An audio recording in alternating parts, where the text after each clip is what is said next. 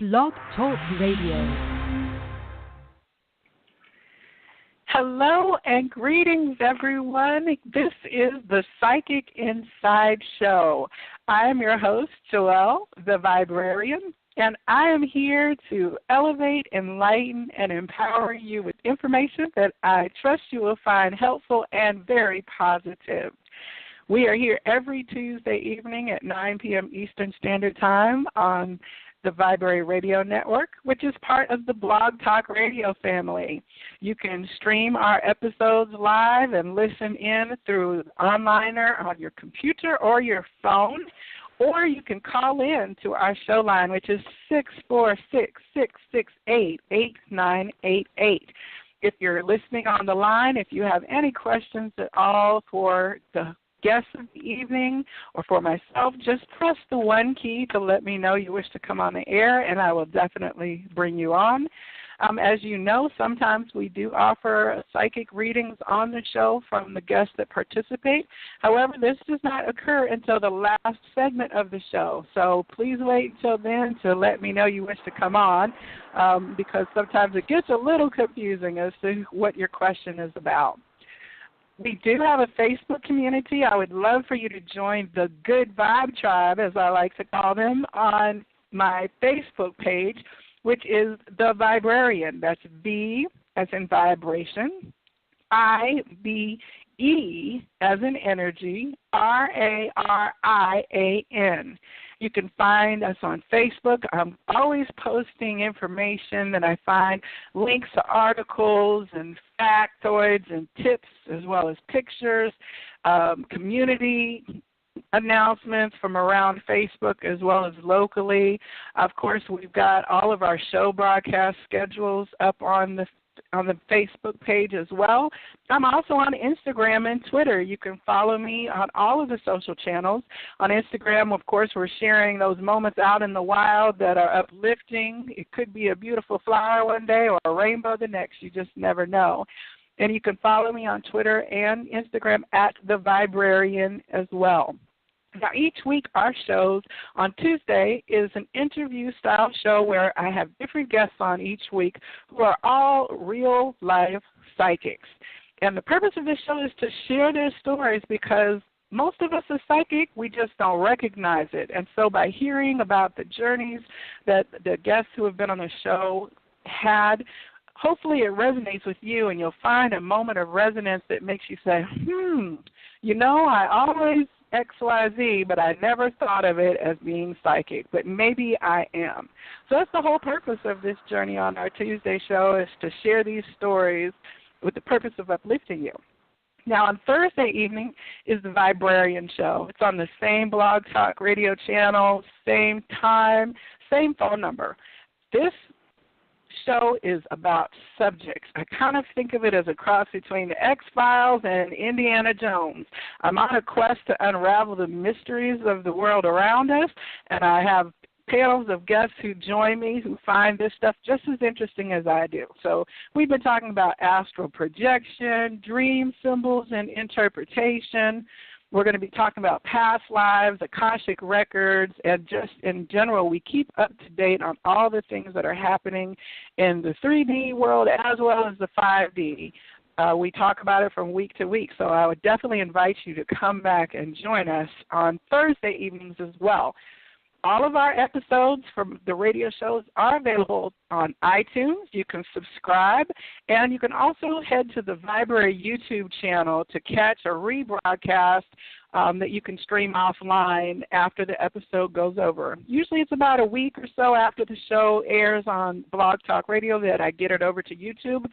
You do have to search for the Vibrary YouTube channel because I don't have a custom URL yet. YouTube hasn't decided that I'm popular enough to give me rights to my little space of the virtual world over there.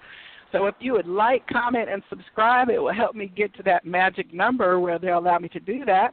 In the meantime, you can search for The Vibrary, V-I-B-E-R-A-R-Y. I think that is most of the housekeeping this evening. Tonight I am very excited. Some of you may know that I was a librarian in my previous life.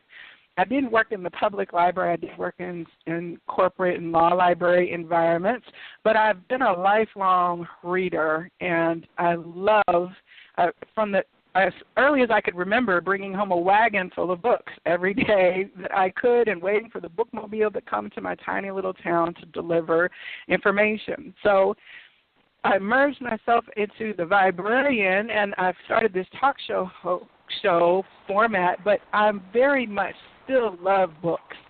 So when I get to interview an author who's written something, I'm just super excited because that means I have to read a book. And that's the best kind of homework that I could possibly imagine. So my guest this evening reached out several months ago, and it took some coordinating to be able to get on her very busy schedule, as she is making a whirlwind promotional tour right now from one coast to the other. And so I'm very excited to be able to have with me tonight Nancy Byrne. Nancy is an author and spiritual reader who her resume is quite lengthy and very impressive, but more importantly, her book, Choices, which you can find on Amazon, is very, very good, and I would like to recommend it to everybody. But for now, we'll get into your book a little bit later, but for now, let me say, welcome, Nancy, to the Psychic Inside Show. Well, thank you for having me. I am very excited to be on your show tonight. I have been looking forward to it for quite a while. Well, I will say that when I read your book, it was probably over a month ago as I was heading out on before a family vacation. It wasn't my airplane book, but it was definitely in some downtime that I had before that. And I just knew that when we got a chance to talk in over the air, or as I would say in person, that I was really going to enjoy speaking with you because your book was it was light and direct. I was able to connect with the message that you were giving, and you had a great sense of humor. I found myself chuckling from time to time as I was reading it and very much relating to the concepts that you were putting into word format. And so you really did a great job of encapsulating, I think, what is probably your signature style and what everyone knows about you in that writing. Did you enjoy bringing that book forward? Actually, I didn't want to write the book. I really didn't. It was done through automatic writing, and so Spirit has a great sense of humor. I didn't think, when Spirit told me to write the book, I didn't think anyone would ever want to listen to anything I had to say or I had anything to offer, and Spirit said that my life's experiences would help many. So I was always very secretive about my life because I was brought up in a pretty abusive family, and I didn't want anyone to know. And but Spirit knows all things, and after I wrote the book, I have to tell you it was the most freeing experience that I think I've ever had. I felt like I had been a fake. I wasn't authentic. I was always trying to watch what I said so I wouldn't let anybody know about my past, my childhood. And it's a lot of work to try to keep a secret. And now everybody knows everything about me, and I'm just free to be me, and I really enjoy it. And Spirit told me that I couldn't be the real me. We all want to be loved for who we are, but if you don't let people know who you really are, how can they love you for who you really are? So this is a great experience for me, and here I thought Spirit was writing it for everybody else, but it ended up being, for me too.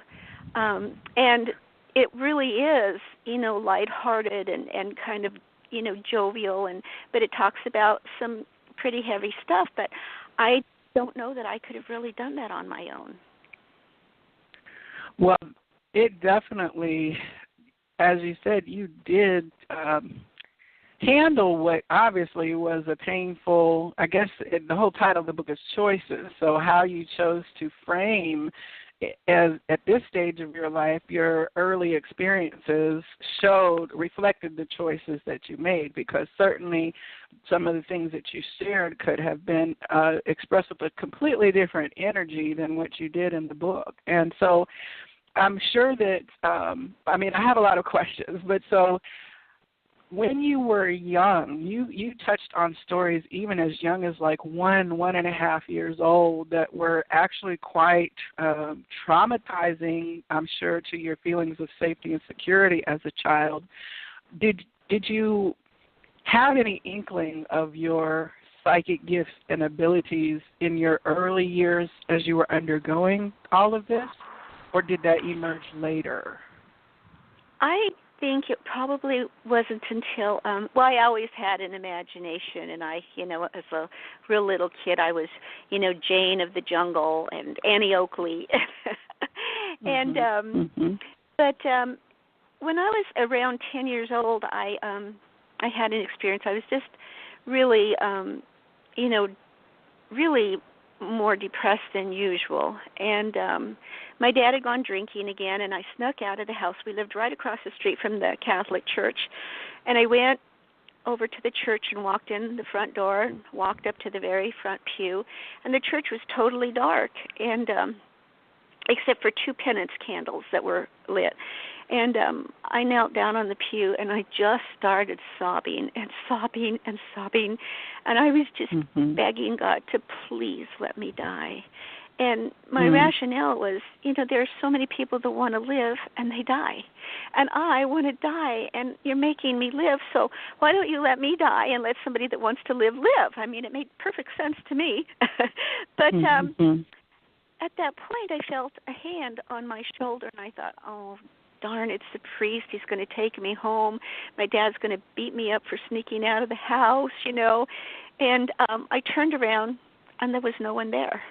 And I even, looked back behind the pew to make sure no one wasn't, just playing with me or something. And when I looked back at the altar, it was all lit up with this most amazing golden light. I can't describe it to you. It wasn't white light like people talk about. It was this just soft golden light, and it just was so comforting to me.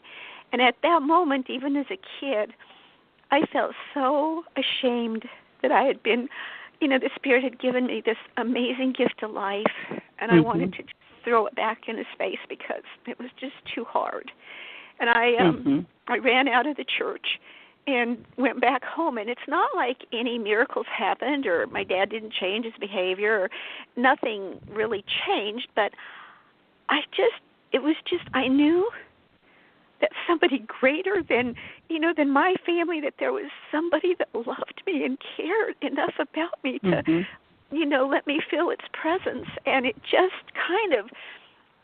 it gave me a feeling that I was, that I was loved and, and I wasn't worthless and an ugly duckling and unlovable. It changed my attitude, which is, the best thing we can possibly change. It's not external circumstances, but when you change your attitude.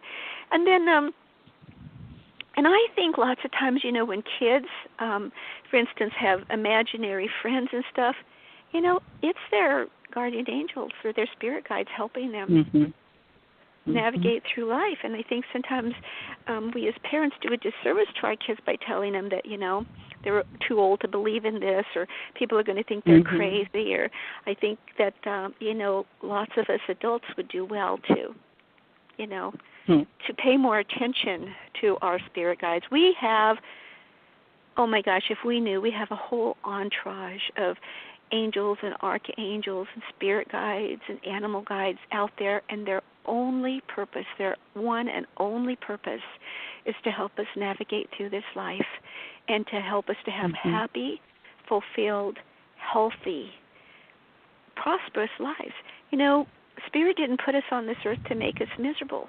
We were put on this amazing earth. It's a Garden of Eden to enjoy it and be happy, but we let our mind get in the way. We live so much in the past, or we dwell on the hurts, or what's going to happen in the future. You're scared of the future. We never live for now, and we don't realize that this moment is all you really have. And the choices you make at this moment are the ones that are going to impact the rest of your life. You're creating your future right now. There was a line in your book that you said, we're here to live, to be,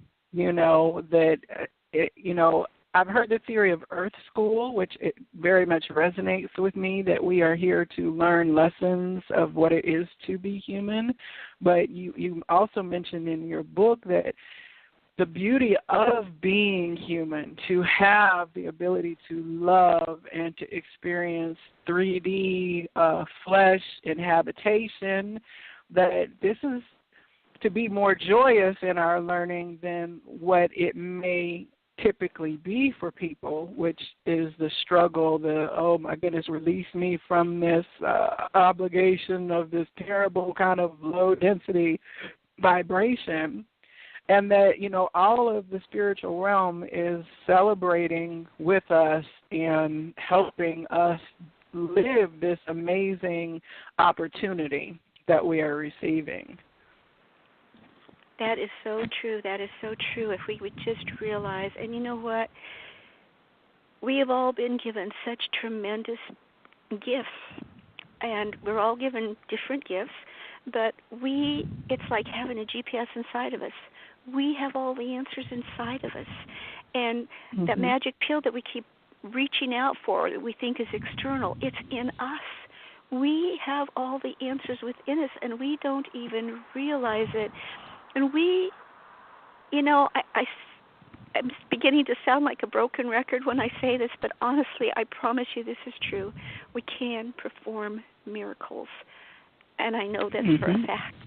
You hear about somebody's child being stuck under a car, and they not only lift up the car, they lift it up with one hand and move their child out of the way with the other. When you need to, we are given superhuman strength, and it's just amazing. It's funny, but I watched the movie Wonder Woman, and I thought, it's really true. The movie is really true. We just have no idea what we can do. I was born and raised in Colorado, and there were some young kids, a young couple that lived behind us, and they had two little girls, about 2 and 4. And in Colorado, we used to get really severe storms and windstorms, and lots of times we'd get tornadoes. And this dad had spent the entire weekend putting up a trampoline for his little girls, and he had put it in cement so it wouldn't blow away. And we had this spring storm, and it was lightning and thundering, and it was really a bad storm. And I heard this smash, and I ran down to the basement and out the door and was wondering what had, I thought, oh my gosh, are we getting a tornado? Did something crash into the house? And it was the little girl's trampoline. It was just smashed against the back of our house. And I went back upstairs, and I looked out the kitchen window, and there they are, out there picking up these metal poles in a lightning and hailstorm, and they're barefoot, and the little 2-year-old is wearing her little underpants, and the little 4-year-old is wearing her underpants and a little tank top, no shoes, and they're picking up these big poles. And I called their house to tell their mom, and there was no answer.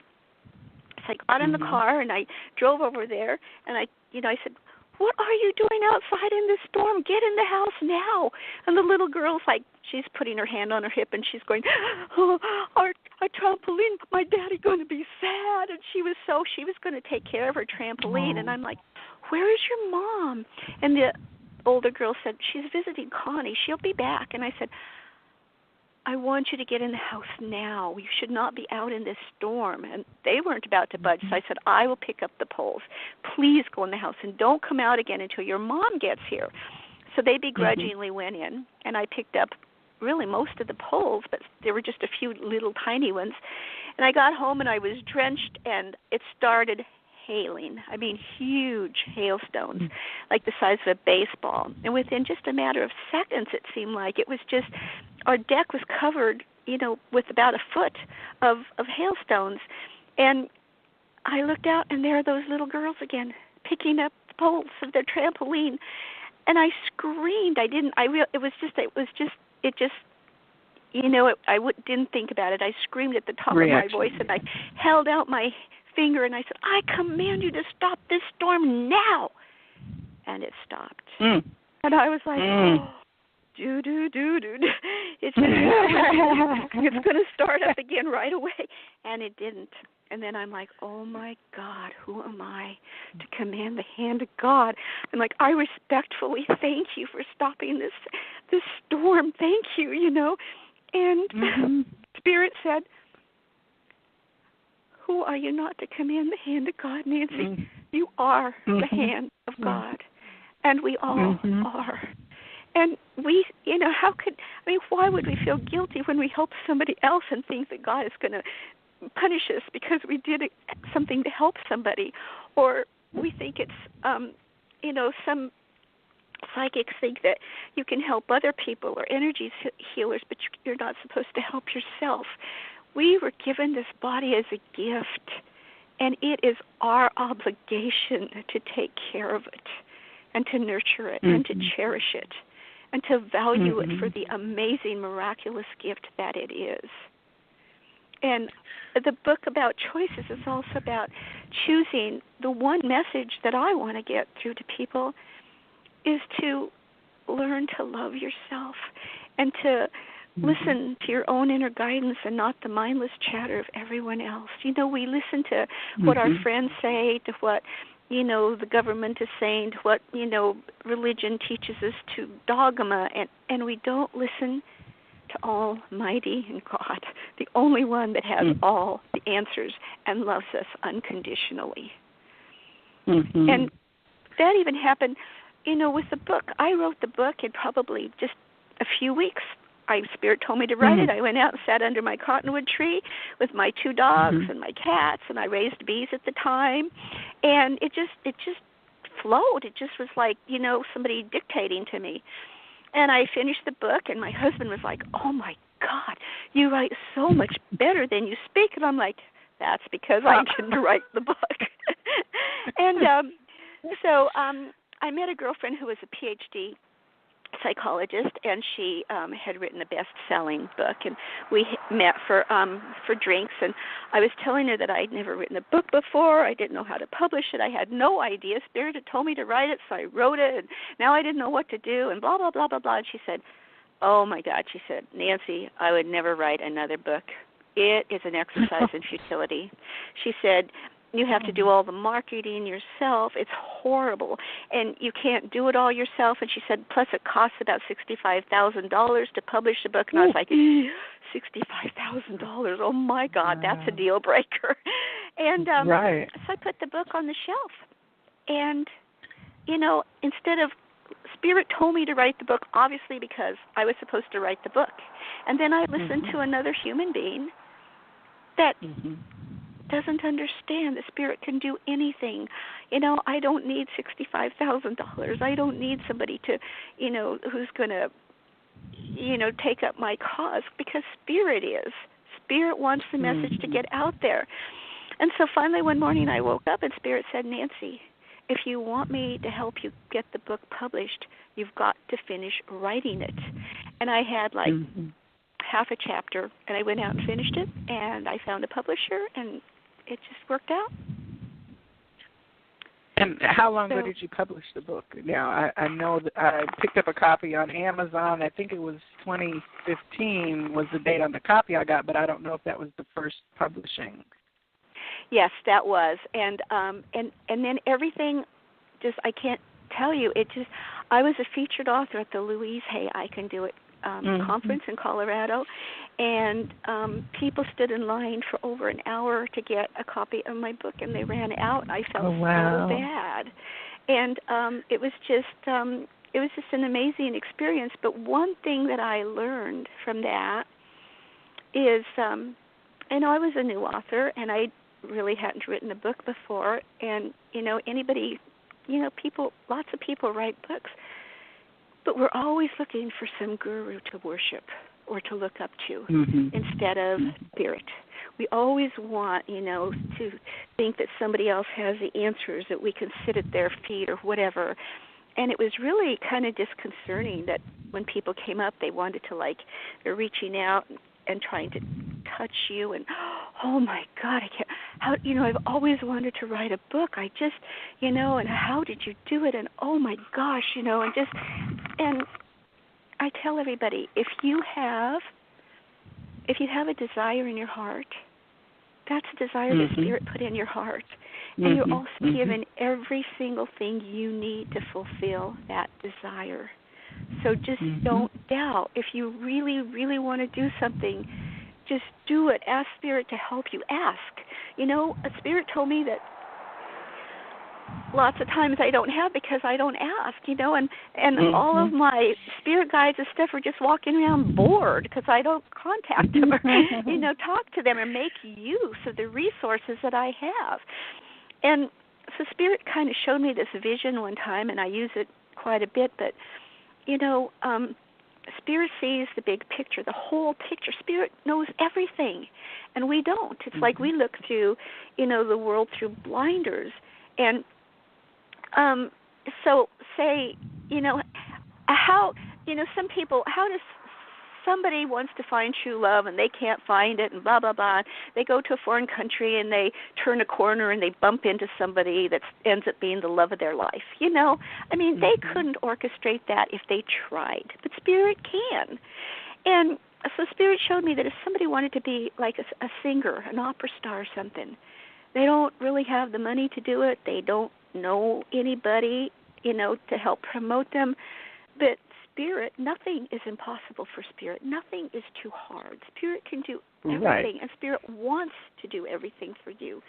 So it's like, Spirit is able to get the building, the best building in the best location for you, to get somebody to help market you, to get the orchestra, the conductor, to get the stage hands, the extras, to get the best costume designers, to get everything in place. The red carpet comes out on that stage so that you can walk out and shine, because Spirit wants to give you the desires of your heart. It pleases Spirit so much to be able to give you the desires of your heart.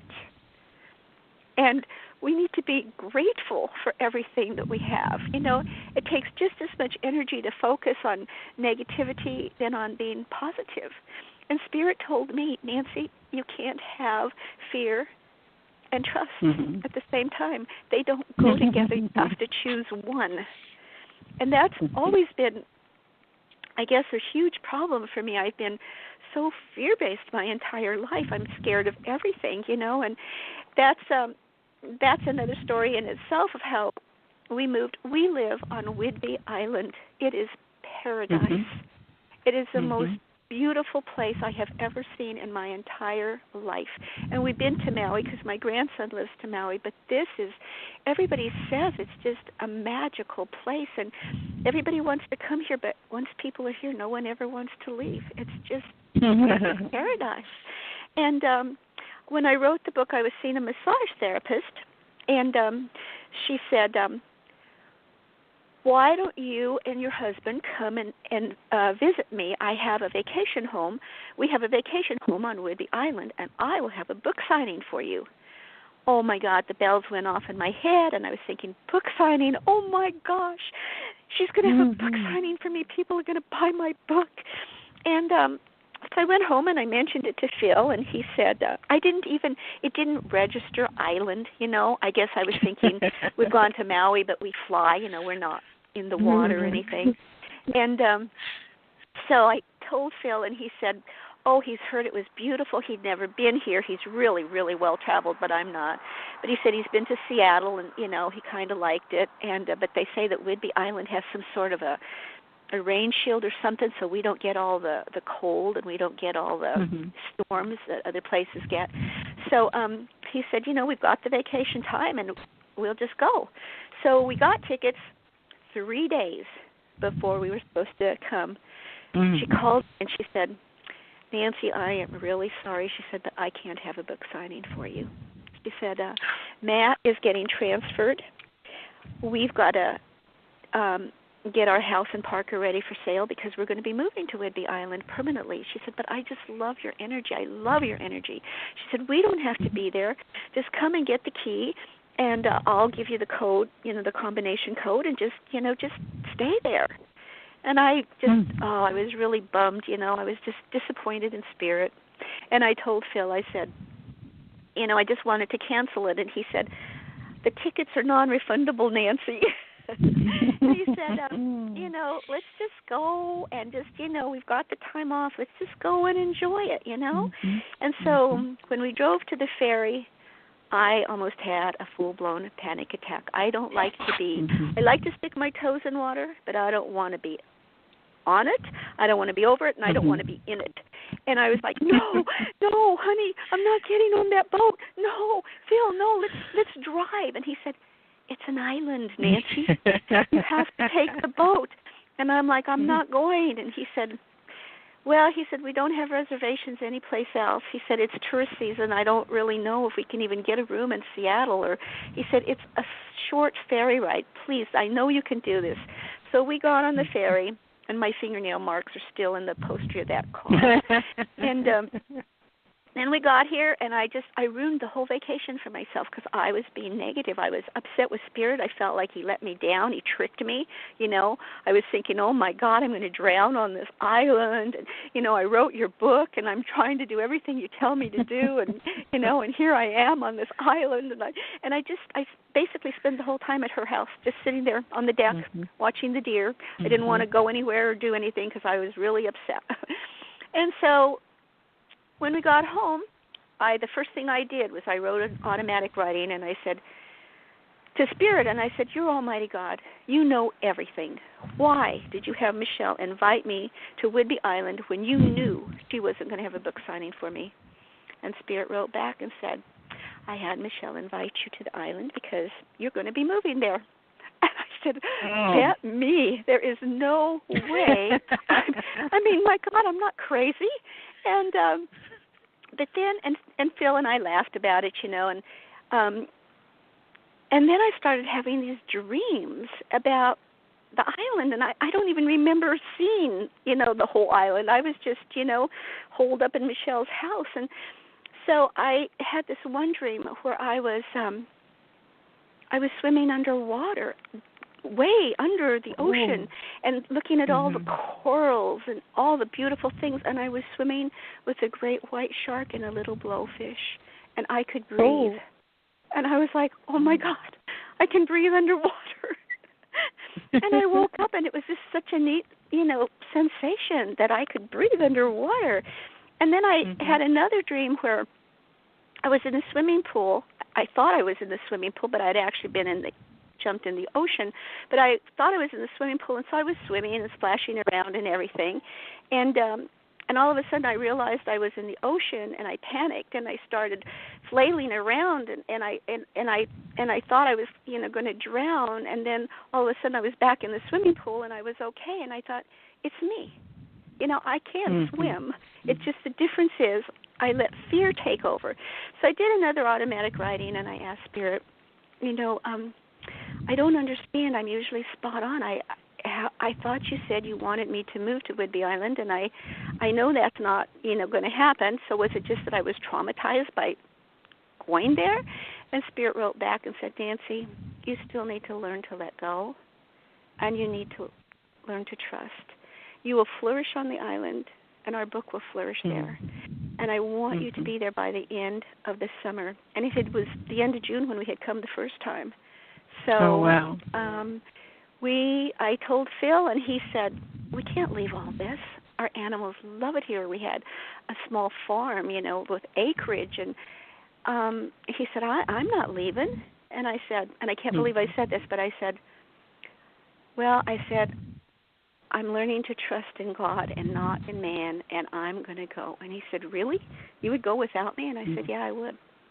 And so he came along with me. We were here September 3rd, and every single day, and Phil, he wakes up and he goes, can you believe we live in paradise? Oh, my God, can you believe we live in the middle of a forest, but we've got, light and everything. And we are 1 mile from the ocean on 3 sides. So we have the best of both worlds. It's just, and I'm not scared to get on the ferry anymore. I get on it a lot. And I was even thinking that I might take up kayaking. I'm not committed to that yet, but, Well, you've done more than dangle your toes in the water, too, I presume. Yeah. When I have this little video that I did, but Spirit told me that we are not being tested. Everybody says that we're being tested, and it may feel like it when we're going through these things. Sometimes it's not fun. Riding the ferry on that first time was not fun for me. But Spirit said that what we're actually being given is a tremendous opportunity for growth and personal empowerment. It's when we're terrified to do something, or we think an obstacle is too great for us to, overcome, and we go ahead and we do it anyway, our confidence soars, not only in Spirit, but in ourselves. And Spirit knows everything. Spirit's not going to give you something that you can't do so that you can fail and be disappointed in yourself and be disappointed in Spirit. Whenever you have to walk through the fire, I guarantee you will not be burned.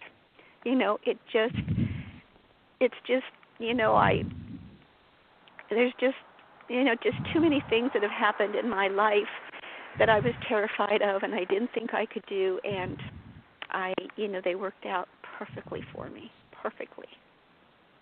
I'm scared to drive. I'm scared of everything. And I just, and getting here was, I'm sorry, I interrupted you. Oh, no, go ahead. Okay. I just have so many stories about Spirit, and I just get so excited to share them. And it's just, I just wished that somehow I could just hand you that trust and that belief so that you would know and have it inside of you. It's just when you learn to walk and talk and listen to Spirit and trust in Spirit, your whole life changes.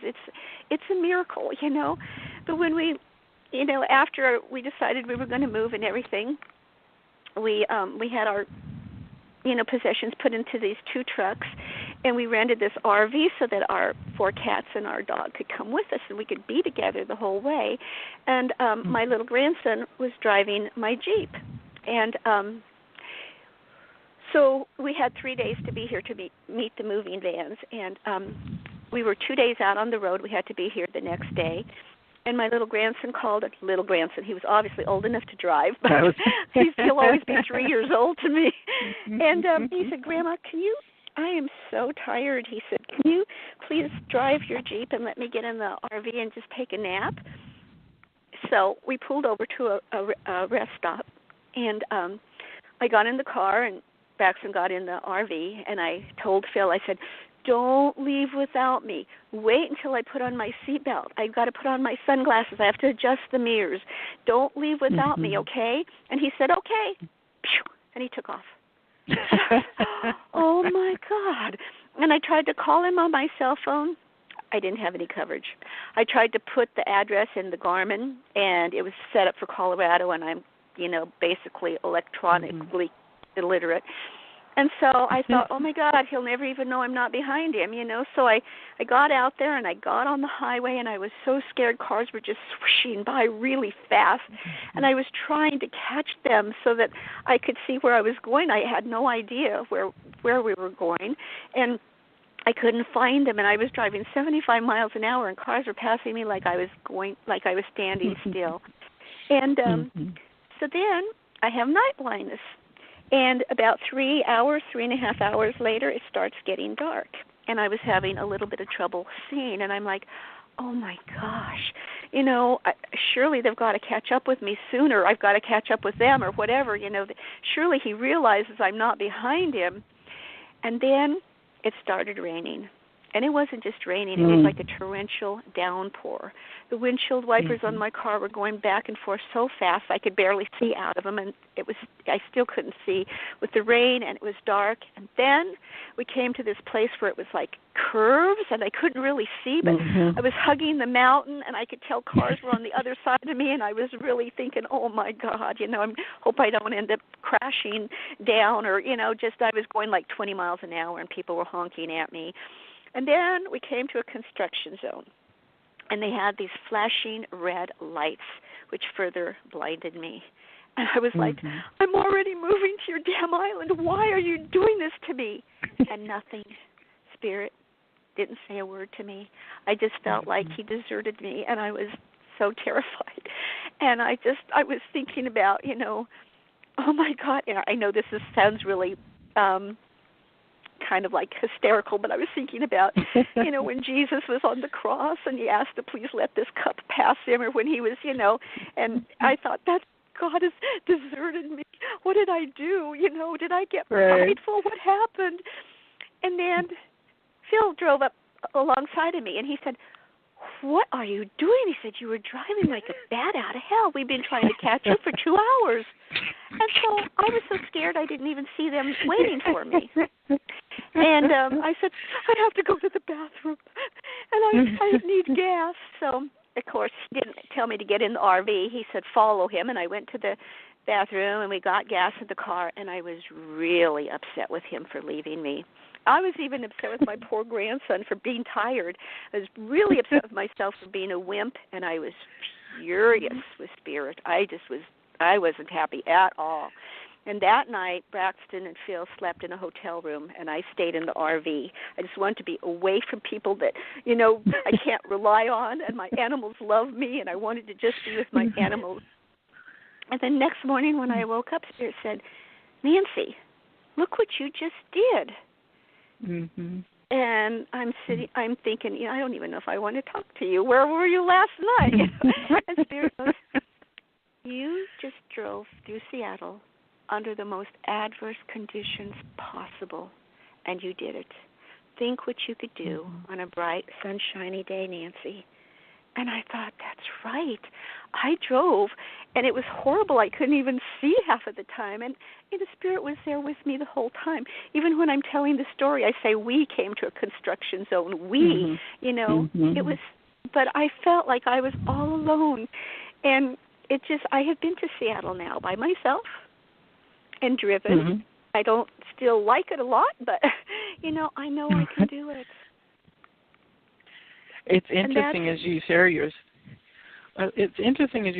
stories because, well, I'm a preacher's kid, and so I'm hearing through my church background the things that you're sharing, and I can immediately think of, like a scriptural reference, you have not because you ask not, ask and you shall receive, oh ye of little faith, the walking on water, all of these kind of lessons that come out of the larger teachings that are gained through Christianity, I'm hearing repeated in your actual examples of these moments in real life when he says, if you have faith the size of the mustard seed, you could say to this mountain, move from here to there, and nothing shall be impossible for you, when you told the storm to stop. Or peace be still, having the power and authority in your voice and your speaking to command the elements and the reality around you, certainly. So, it's very interesting for me. I don't necessarily attend church regularly at this point of my journey, but of course I have a strong background in teaching of that particular pathway that it always comes back to the essence of the messages. And I know from reading your book that you also spent time, I don't know what your current walk is, but I know that you said that you were in a real Pentecostal, spirit-filled, Bible-bumping church environment for a period of your life. Yeah.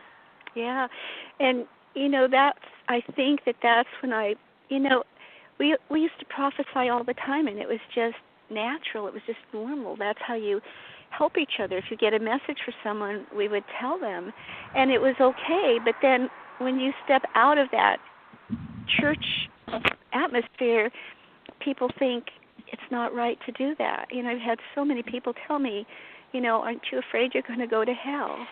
I'm not. I'm not afraid I'm going to go to hell. I know the Spirit loves me, and I'm doing the right thing because I'm listening to Spirit now. I may have gone to hell when I wasn't listening to Spirit, but or you were in hell. Yeah, your life literally. was certainly not very pleasant. When from your story, it was not very pleasant for you as a young child.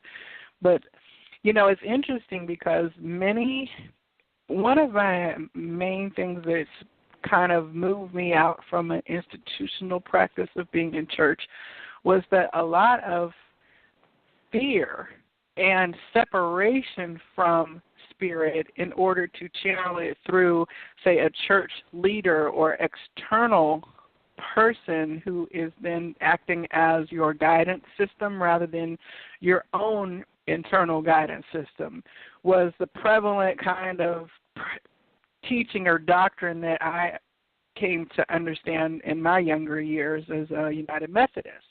And so for me, it was years of releasing the fear-based limits of guilt or am I too big for my britches, when it's like, well, no, you are fearfully and wonderfully made, and it's not for you to turn away from the power that you have. And so that kind of caused my personal split to move out of what they call churched down here in the South. They say, are you churched? I'm not churched right now, but, I have belief, faith, and Spirit. But having to undo years of fear indoctrination that separates out then to say, well, it's okay if you're speaking in tongues and then prophetic if you're in the church, but if you're receiving light language and Spirit-given messages outside of that, or you're talking with angels, people say, well, who are you to presume that you can talk with an angel? It's a real perspective difference in some church practices, although I believe that we are in a time period where some of those old, stricter doctrines are moving away, and people are kind of coming to a more spiritually connected message through their church organizations. That's my belief, in terms of what I hear people saying when they go to church now.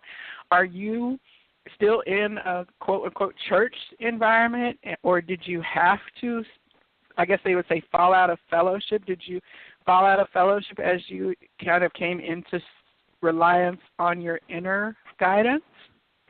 I did.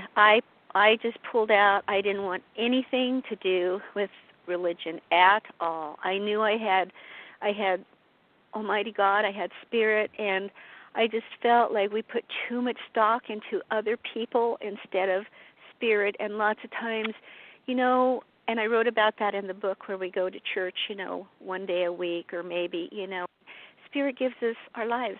What is it? Every day of our lives that we give one day back. I think that walking with Spirit it's a lifetime occurrence. You do it. You involve. Spirit has told me to involve Him in everything that I do, and everything that I do shall prosper, and I believe it.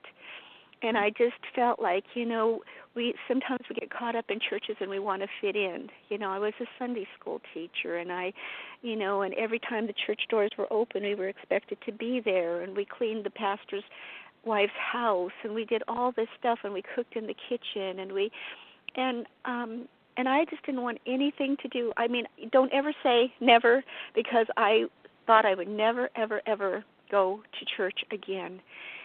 And then we moved to the island, and we have our grocery store is called the Goose. We don't have like a King Soopers or a Safeway. It's the Goose. And so I was going to the Goose on a Sunday morning, and I drove by and I saw this sign, and it was not even like a big sign, or not even, it's kind of in the, the bushes off the highway, and it said, services 10 a.m., and Spirit said, why don't you go check it out? And I, it's a church. And Spirit said, well, just drive up and see what you think. It's in the woods. And so I pulled in and came up this little road and drove into this little, and it was nestled in the woods, and it's this tiny little church. And I didn't see, I don't like to see pictures of Jesus hanging on the cross. It just really bothers me. And I think it's like just all this guilt and everything, And so I noticed that there wasn't a cross outside, and there wasn't, it didn't seem like, it was just a little building, and so I was watching the people to see if they were pious, if they were just like being really righteous and stuff, but they were laughing and talking, and lots of them were carrying in food. And so I thought, well, they seem kind of nice, and Spirit said, why don't you just go in? And I'm like, I'm not going in there. And Spirit told me to go in. So I said, okay, I'm going to go in. I'm standing right by the door, and if anybody tells me they love me or wants me to sign up for anything, I'm bolting. And I stood right by the door, and people were really nice. They said, hi, is this your first time? I said, yes. And they said, well, welcome. And here I was expecting them to, sign up for tithes and offering and do this and all this. And so I thought, okay, it's safe to stay. So I sat on the very back row on the very end in case anybody got too friendly, And it's just big, huge windows. And you're looking at nature. And you could see the birds, flying back and forth. And I was just, this is God's creation, just like me. I love this. And then they got up and they talked. And it wasn't about fire and brimstone and you're going to suffer in hell. It was about how much God loves you and that we're all children of God and when we were all created equal and all this stuff. And it's talking about it doesn't matter what religion you belong to. It doesn't matter whether you're male or female. It doesn't matter the color of your skin. All that matters is that God loves you. That's all that matters. And I was bawling, and my makeup was running down my face, and I'm like, oh, my God, what's the matter with me? And I walked out of there, and Spirit said, well, now you found your home. So I don't go on a regular basis because I'm still I still have that stigma or whatever, that I don't want to get so caught up because everybody's really nice and friendly and no one seems to judge that I forget about Spirit because that is my path. I want to spend time with Spirit, But I do go probably at least once a month, and I have never gone where there hasn't been a really, really enriching message, and I really like going there. So Spirit can reach you anywhere. It doesn't have to be, I don't think it has to be in a church. I know when I'm in nature, sometimes I feel Spirit's presence really, really deeply. I used to like to hike the mountains of Colorado to feel Spirit's presence. And Spirit's with you all the time because it's in your soul.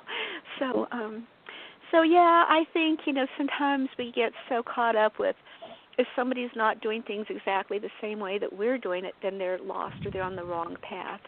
And, we're all alike in a lot of ways, but we're all unique. And sometimes, I think all paths lead to the center. I don't believe that God's going to forsake any of us because we make a mistake. I just don't believe that. I don't believe that we were given our free will. And then once we exercise that, we're doomed to hell forever. I just can't bring the God I know isn't like that. And I know him intimately. Right. I really do. I was just thinking about the faith and trust issue. Like, faith is one of those words that I tend to challenge people when they use faith as a word, because the concept of it is somewhat problematic for me. Just, I think maybe in terms of semantics, that it's like knowing. When you have an inner knowing, it's not a faith statement, because it's like if you know 1 + 1 = 2, it's not a faith transaction to know that 1 + 1 = 2. That's a knowing, a knowledge-based assessment that you make of a situation. And so trust, I trust that if I balance my checkbook and add my 1s and 2s right, then my account will not go overdraft. because I have an understanding of what is happening behind the mathematics that I'm doing in order to do that transaction. And I kind of feel the same way about spirit, creator, source, God, whatever your particular label of identification of that concept is. That to me, it's not about a faith, it's about a knowing. Because when you get into faith, you kind of get into doctrine and belief systems and things that I think sometimes can be problematic. But to trust is an action item. So when you're balancing your checkbook, you're trusting that your account is going to come out right. And when you're trusting spirit, you are knowing that your account is going to come out right in the spiritual sense. And I believe that at any given moment, no matter what choice I've made, the best and highest outcome is unfolding for me on the choice that I made. So mistake is interesting because, it's kind of black and white to say it's a mistake or a right choice. When really you're going to, again, like you said, be all right, you're not going to be turned away out of the love of God because you made a quote-unquote mistake or you chose something that you could have chosen differently. Because even in that maybe less informed choice, when you look back on it, you could say, well, if I would have known better, I would have done better. But even in that, you are still being kind of like rescued from anything else that could have befallen you, And I read in this story about like your knee in the grocery store on the grapes of wrath. The attack of the killer grape, right? Even though it was very terribly painful and it wasn't something you had planned at all for yourself, but the best possible outcome with the best possible surgeon, with the best possible logistics for you to be able to do what you felt you needed to do, and the best possible lessons all constantly flowed out of that from what I read in your telling of that particular situation. To me, that's a wonderful thing to see. And that's another thing. I have always been scared of doctors. When I was married once before, and when we first got married, well, not when we first got married, but later on, I worked for a medical malpractice insurance company. And so I've just always been terrified of doctors. And I was really looking forward to that surgery because I had to go 7 days with my knee dangling and my patella tendon had been severed and you only have 14 days to put it back together. And this man, when I went in to see him, he said he couldn't take me. He was one of the best and he just was swamped. And when he saw the x-rays of my leg, it was like sawdust, and it was such a challenge that he took me in right away. And I've never met, he trains surgeons. He flies all around the world and trains other surgeons, and he was so down to earth, and he took the time to explain every little detail to me, everything that was going to happen. And, I know I joke about, somebody was not being entirely truthful when he gave me the shot so that I wouldn't feel anything. But I could not have asked for a better surgeon, and I was totally confident. And then I didn't want to go to physical therapy, and he goes, I don't like to recommend physical therapy either because sometimes they push you too hard. And he said, you know what you can handle. And he said, if you promise that you will do these exercises, and he showed me stuff to do, and it was just, I really recovered really quickly. So everything. Best possible outcome. You were on your way, I think, weren't you on your way to a lecture where you were the featured speaker? I was one of them. I wasn't the featured. It was a bunch of medical intuitives were talking. How coincidental, huh? And I went in to get some rice cakes, and also we were out of vinegar, or not vinegar, olive oil. Olive oil, right? Yes. Yeah. And so it was just I didn't intend for, I didn't make it. Right. But your everything. best and highest outcome came out of it because you talked to the lessons that you learned in having to be cared for by your husband and having to let yourself be in that role, whereas you often were in that role for others, that there was a growth in that as well for you. That is so true that you even caught that, because most people don't see that lesson. It is so hard for so many of us to get help. We're used to being the strong ones, and we hate to, and giving, and we don't ever want to ask anybody else or put somebody else out. And it's really, it feels good to know that there's another human being that will take care of you and help you. Mm-hmm. You know, I never had that as a kid, and so I guess I never expected that I would get it from anybody. So it was just, I don't know, it just really, I think that sometimes I've had, I don't even ever, admit this, but I think that sometimes I just thought that men didn't care about women.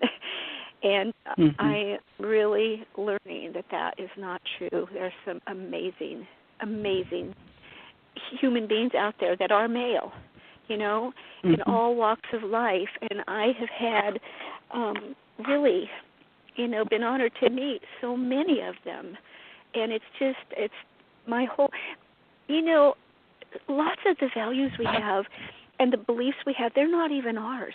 They were given to us, at our birth. We're born into a religion. We were given a name and all this stuff, and it's not even ours, and we spend our whole life defending it, and it's not even what we believe in. And lots of things that I thought were just etched in stone, they're not. Right. I believe that we really do create our own destinies, by the way we live, by our thoughts, by our attitudes, self-fulfilling prophecy. It's true. If you believe in something and you put energy towards it, it's more apt to happen than if you believe that something negative is going to happen. And that's usually what you call to us. Mother Teresa once said about being invited to a war rally or anti-war rally, and she said, no, I won't go. And she said, it's not that, she said, I just don't want to put my energy towards anti-anything. She said, but if you invite me to a peace rally, I'll be there. Right. And I like that, be for peace, be for love, be for your, fellow, be for humanity, be for nature, take care of animals, don't be against. Hate doesn't solve anything. What we need is more love. And that's what we all want. That's what we all need in our souls. Right. And it doesn't cost anything. Well, I am very engaged in this conversation. This is quite wonderful. We've been on for about an hour now, and I'm going to pause and take care of some housekeeping here for just a couple minutes. And I have a couple questions for you about, some of the energy you talked on about male and female roles in relationships. But then also I really want to get into your psychic gifts. You mentioned automatic writing, and I'm very interested in that. You seem to have a very, very strong connection direct to spirit where you're receiving clear messages. So I want to give our listeners also a little insight into that as well. So we'll just take a quick break with you, Nancy, for a few minutes while I clean up on the information that I need to share with the listening audience. So this is the Psychic Inside Show. Yes. It's a Psychic Inside Show, and I'm your host, Joelle the Vibrarian. And every week we connect with a different guest who shares their psychic story and how they kind of discovered that they were psychic in the first place and what being psychic means to them as a way of being. So this week's guest has been Nancy Byrne. You can call us at 646-668-8988. There's also a chat room going on the Blog Talk Radio site where you can chime in to ask questions. And also, we'd like to connect with you in our Facebook community. You can join in at The Vibrarian, VIDERARIAN. So I wanted to let you know that we have an amazing lineup over the next few weeks of psychics. And I do see that we have some callers who are holding this evening who have pressed to ask questions. So I'll be to you in just a moment. But next week, I believe that our guest of the week is Scott Hall. Scott is an Atlanta area psychic who is a spiritual channel and medium.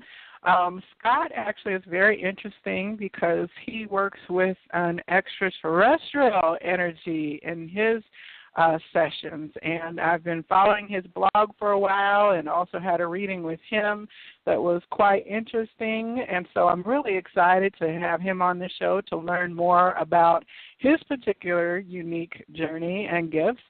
And then I've also got, I think probably we've got 8 or 10 weeks of upcoming guests who are going to be on. It's really so wonderful because we've got people coming from all around the world, all around the United States. So it looks like on our next episode, next Tuesday, is actually Lady M, Martha Rivers. Martha is an Atlanta area psychic who has an international clientele. She has been on with one of the Real Housewives of Atlanta, I believe, Phaedra. She's appeared on a TV episode of that show, providing counsel. And she's just a wonderful, sweet woman. I've known her through connection for several years. And the week after that, on August 1st, we've got Emily Harrison. Emily is the founder of the Akashic Academy. She is an Akashic Records reader and will be on sharing her story. And we will also have our episode on Thursday of the Vibrarian Show. We are going to go in depth with Akashic Records. So we will have several Akashic Record readers who will be part of the panel that evening to talk about how they learn to be in that particular realm and share some tidbits and wisdom about working with Akashic Records. And then on August 8th is the Scott Hall episode of the show. And then on August 15th, we've got Pink Bella Aloha Therapy. She is a twin flame spiritual guide and counselor. You can find her channel on YouTube to get a little bit of background about her. Quite amazing. I'm very excited to have her. I'm just excited about everybody that's going to be on this show. On August 22nd, we've got Lisa the X, who is a extremely gifted teacher. She has a psychic development class that she runs here in Atlanta and is a spiritual reader, medium, and pranic healer. And then on August 29th, I have Karen McAfee, who is, again, local to the Atlanta area. It's wonderful because I'm connected with so many amazing people, but I'm also looking at the international audience, or at least the national audience. Some of the people who I have on are going to be from the UK and Australia in the fall months, and I'm very excited about that. We're looking to get the time differences ironed out for those shows. But I've also got on September 5th, Janet Raftis, who is an amazing guide and healer, and she also has readings that she gives and offers retreats in Costa Rica and exotic, wonderful places that are very beneficial for your healing and health. So as you can see, there's just quite a roll of amazing people who are coming up to tell their stories, to share with you what it has been like to live their psychic life. So I hope that you will bookmark blogtalkradio.com/thevibrary and tune in for the next few weeks. We would love to have you continue to join us on every Tuesday. I'm going to check in with our callers at this point to see if you have a question for Nancy or if you're calling for a reading. If you're calling for a reading, those won't happen for about another half hour as those occur during the final portion of the show. I have a caller with the area code 402 on the line. Who am I speaking with? Hi, and this is Sharon. And yeah, I was calling for a reading, so I can just hold on. Okay, I will put you back on hold. And what is your name again? Sharon. Sharon or Shannon? Sharon, yeah. Okay. I've got you first in the queue for when that portion of the show starts. Thank you. Uh-huh. Okay. Caller ending in area code 646. Were you calling for a reading or did you have a question? I'm calling for a reading. Okay. We'll be to those in about a half hour. May I have your first name? It's Stacy. Stacy. Okay. You will be caller number 2. All right. And we'll be to you in a little bit. Thank you. And then a caller with the area code 858. I'm caller area code 858. Were you calling with a question for Nancy, or were you calling for a reading? I was calling for a reading. Okay. May I have your first name? It's Anne. Anne. Okay. We're going to be to the readings in about a half hour, so I'll have you back on hold, and you'll be the third and final reading of the evening. Okay? Great. Thank you so much. Okay. Thank you. So, Nancy, we've got 3 for the last portion, so excellent. I'm really excited about that. But so I just can't figure out which one I want to start with first. I'm very much interested in the automatic writing, because it seems to be something that you reference a lot in your book, and I know you have a lot of other gifts because you teach classes, you are a medium, you're medical intuitive, Reiki Master, and Astrologer. So would you say that automatic writing is your strongest mode of communicating with spirit, or maybe that's the wrong word? I think that I first got into automatic writing because it was tangible. I could see it. And so, and I, when I went to the psychic, for this Aspen School of Psychic Development, I could write stuff down, and then I had it. And when people, were just blown away, I couldn't, poo-poo it or say I imagined it, or you know what I mean? It was really happened. We were doing long-distance Reiki healing, and the instructor had thrown all these, or people had brought pictures and put them all over the floor, and you were supposed to go to whatever you were drawn to. And I went to this picture of a little kid. He looked like he was about 6 months old, just a happy little boy. And I picked up his picture, and so I did an automatic writing on him, and it said that he was a happy little boy, and he had a brain tumor. And I was like, oh, God, this can't be right. Please don't let this be right. Oh, no. And so I waited until the very end. Everybody gave their readings, what they got, and everybody had 2 or 3 pages. I mean, they were very detailed, and that's all I got. And I was like, oh, my God, why am I here? And so I said, I didn't get very much. I said, all I got was, and I said what I got, and the lady, his aunt, had put in the picture. And she said, well, she said, you know as much as the doctors at Children's Hospital know. She said, that's, And the instructor said, Nancy, everybody else got somebody that was 50 or 60 or 70 years old. How much are you going to be able to tell about a 6-month-old little boy? She said, quit being so hard on yourself. And I think that's what we do. We doubt ourselves. Who am I that God would give me the answers? I mean, boy, I'm getting pretty haughty here that I think God's going to speak to me. Boy, you're not. God loves you. It's just Spirit loves you. And so, and I just have always used it, and I always still do use it when I give readings. When, people call for a reading, the first thing I do is I tell them that they have to, do their part, and I want them to write down 2 or 3 questions, specific questions that they want Spirit to answer for them. And they don't tell me what the questions are, but to ask Spirit to please give me the answers. And then I do an automatic writing, and without exception, he answers their questions, and they can't believe it.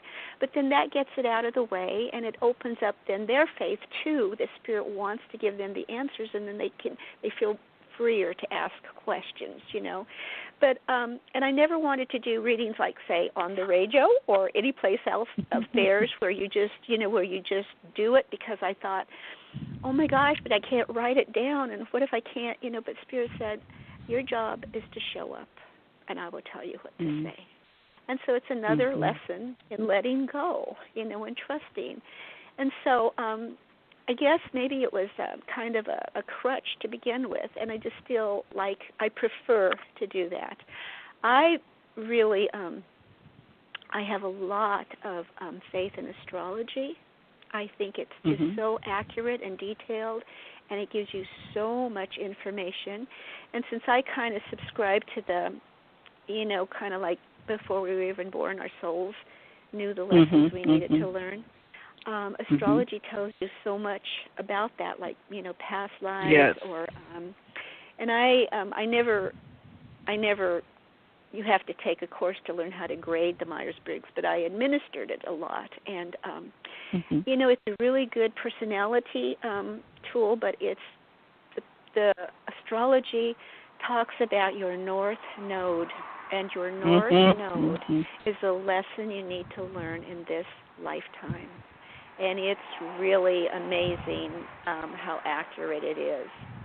It's just really amazing. And so I really believe in that too. And I haven't done tons of medical intuitive work. I did some, a lady came in and when I was in the Aspen School for Psychic Development, we were supposed to tell them like what was wrong with them and everything. And I was surprised that I knew. And then this last lady that came in, nobody could tell what was the matter with her. And I said, that's because, you're healthy. There's nothing the matter with you. I said, you have a sore shoulder, but that's from physical exertion. And she said, yeah, that's right. I was pulling hay. And I said, but you have a really sick horse. And she looked at me and she goes, yeah, I do. And I said, it's its left rear leg. And she said, yes, it is. And I said, and he's locked in a barn, and you can't leave him in the barn. And she said, well, I have to. He can't move his leg. He has to be kept immobile. And I saw, an enclosed spot in the yard. And I said, but you have a fence in your yard, and the horse is going to die if you leave it in the barn. It's not getting any sun. It can't be out. You can leave it, in that enclosed fence. And she goes, well, I never thought about that. And that surprised me, But, the horse had a need, and it, all living things, so we're connected. And right. And then another time I was doing this reading, and we couldn't, I couldn't do automatic writing, and we had to face a wall, and we had to face, like, sit in a corner, like you do in school if you do something bad, but you couldn't even look at who you were reading for, and I was just really scared. And if you gave them, you just talk, and you had to talk for 45 minutes and not stop.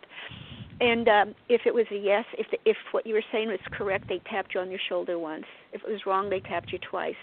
And if they didn't know the answer, they tapped you 3 times. And so I was reading, I started talking, and I saw this really, this wonderful, wonderful man. And he was like, do you remember, I don't know if it was Bonanza or Little House on the Prairie, Hoss. He was a real big guy, and he had a very gentle heart. Well, he reminded me so much of this guy, and he said that he had no regrets, about his life at all. His children were his legacy, and he was so proud of them.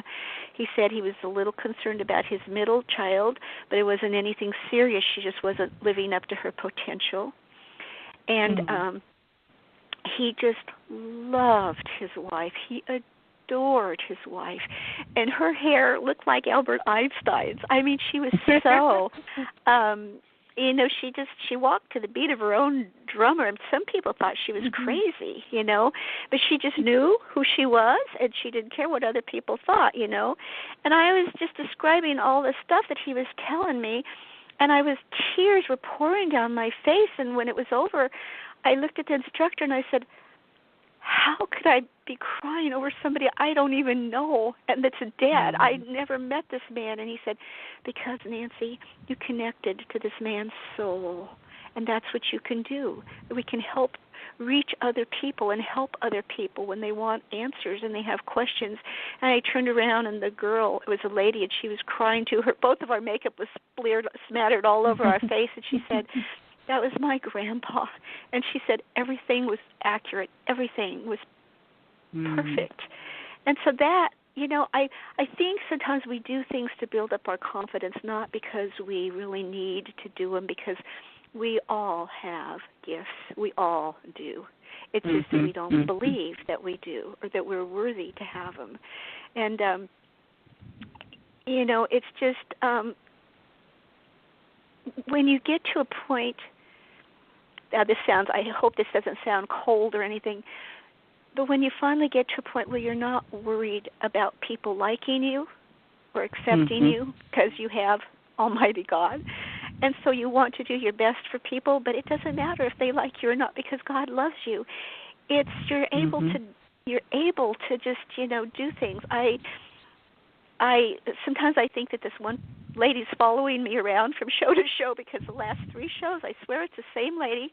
She has the same question. I can't give her the answer she wants because that's not what she's supposed to do, but she just insists that this is right. She goes, well, you're wrong, and I'm going to do what can you say, I can only tell people what Spirit has me tell them. And sometimes it's hard because we want something so badly, and sometimes it's just not for our highest good and greatest joy. Some women, feel that this man is the one man for them, and he's the love of their life, and they can't live without him, and they know he's the one. They just know, and they really want me to tell them he's the one, and he's not.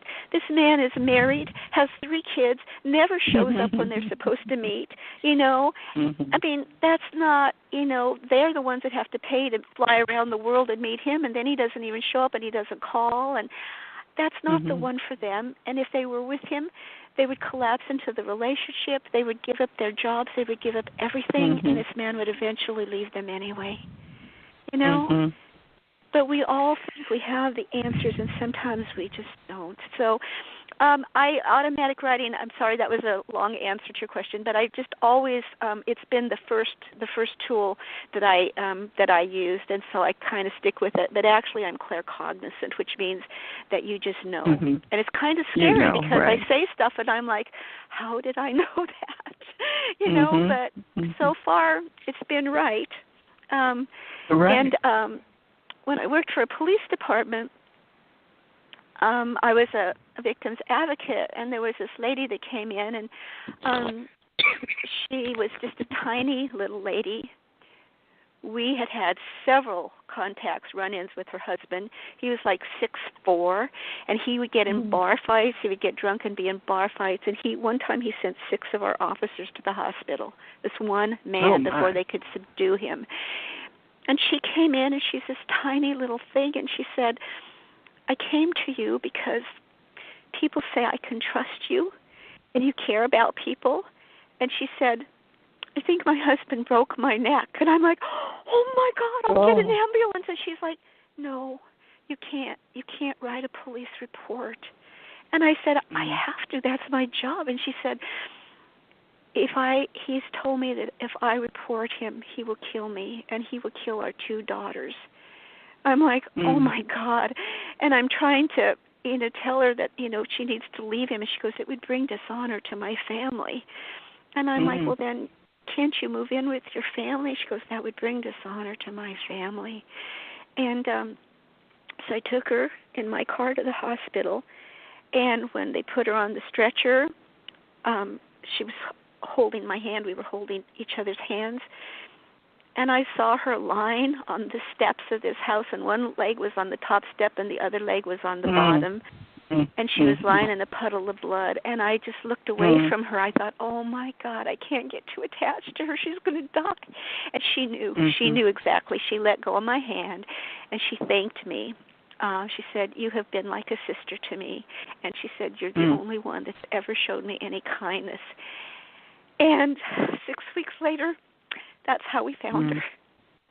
And so, in my book, when I'm talking about you get carried down in a body bag, how I got actually carried down in the body bag for those skiing things by the ski patrol because I didn't listen to Spirit or my guides telling me to get off that mountain. So those people actually do get carried out in a body bag because they don't listen to their own inner guidance.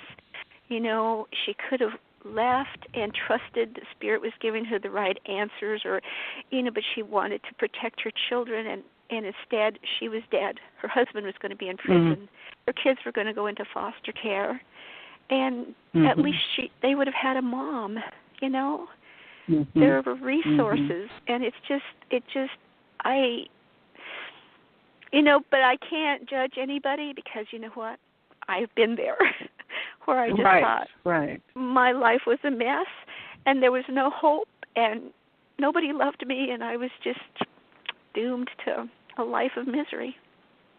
It's so poignant to hear stories of choices and,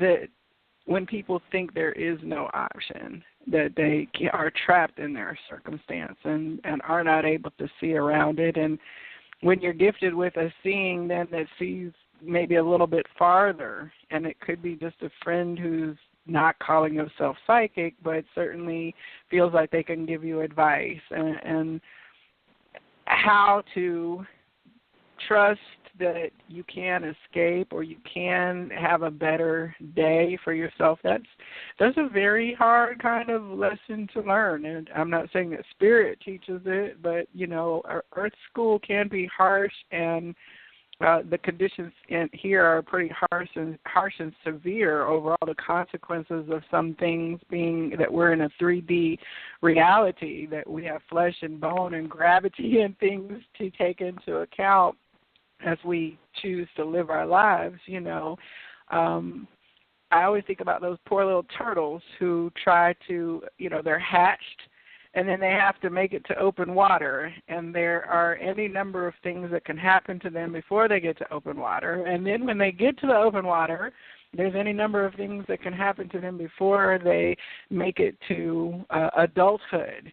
And so many of us as humans are also like that things we encounter on our journey, especially children and the most vulnerable, encounter things on their journey that really can end it much quicker than we would want for them to experience. A 6-month-old with a brain tumor, or a 1.5-year-old being kicked across the floor. You know what I'm saying? Those are as taxing as any other biology or nature instance that we see happening. But even those turtles are following instinct. They're following an inner GPS system that has been functioning within their species, passed on through their parents, to their home shores, to be birthed over and over and over again.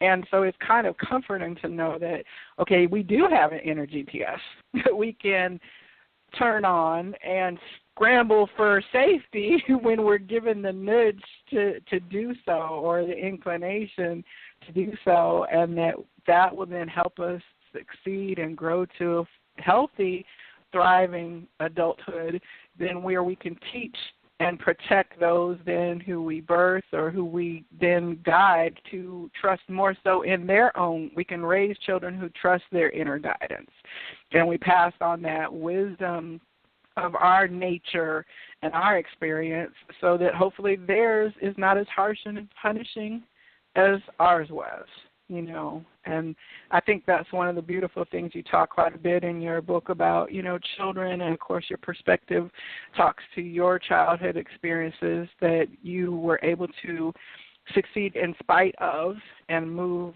in spite of your circumstances that you were born into a place where you're now living in paradise, and you're an author, and you're closely connected with a loving spirit who you speak of as an intimate and close companion and friend.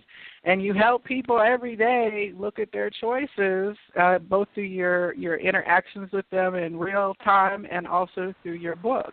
So I think that is such a beautiful, beautiful story for people to take a lesson from this evening.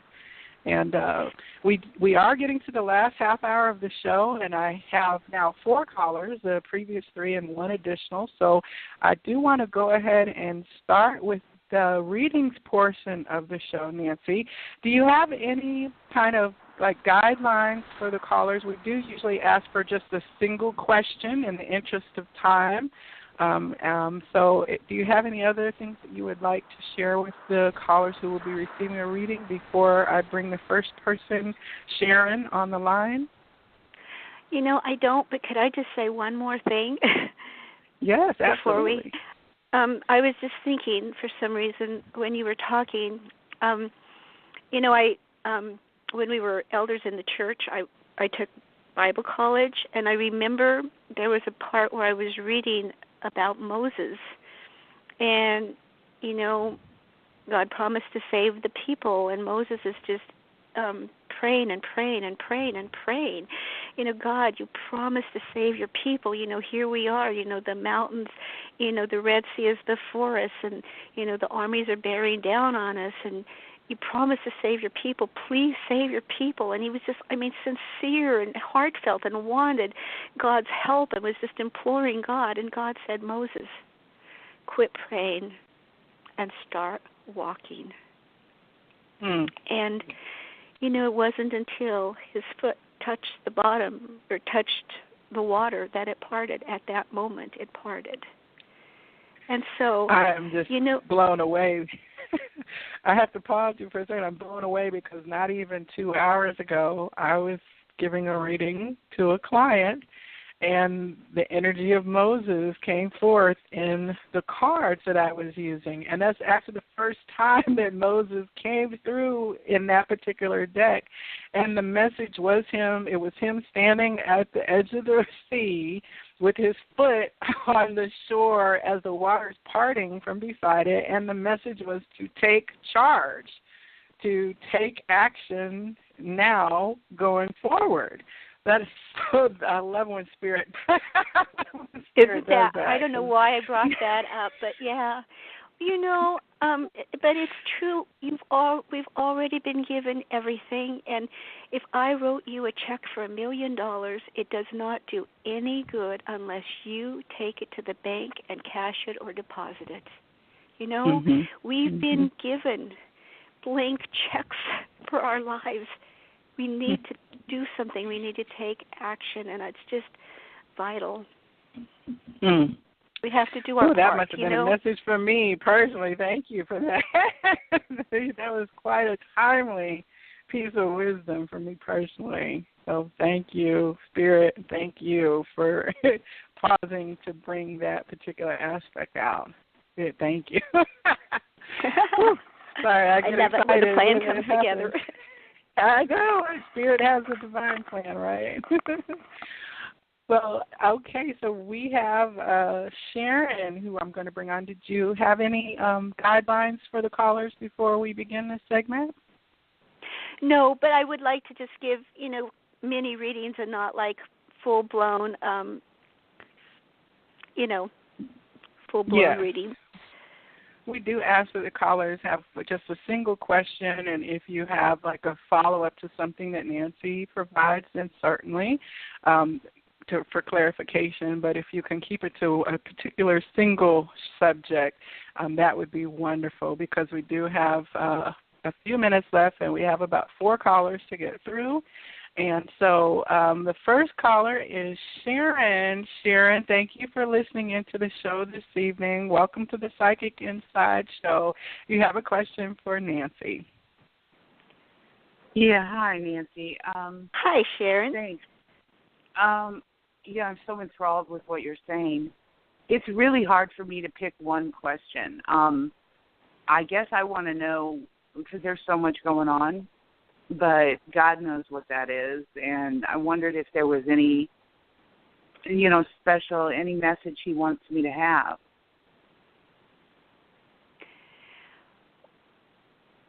What I'm getting is that to thine own self be true, Sharon. It just feels like, you do kind of listen to other people, and you want to please other people, and you want people to like you, and you try to be very helpful in everything. But sometimes perhaps you give too much, and it's at your own sacrifice. And your life is just as important as everyone else's. So you have to take care of yourself first Because if you get depleted or anything happens to you, then you're not going to be around to help other people. Yeah.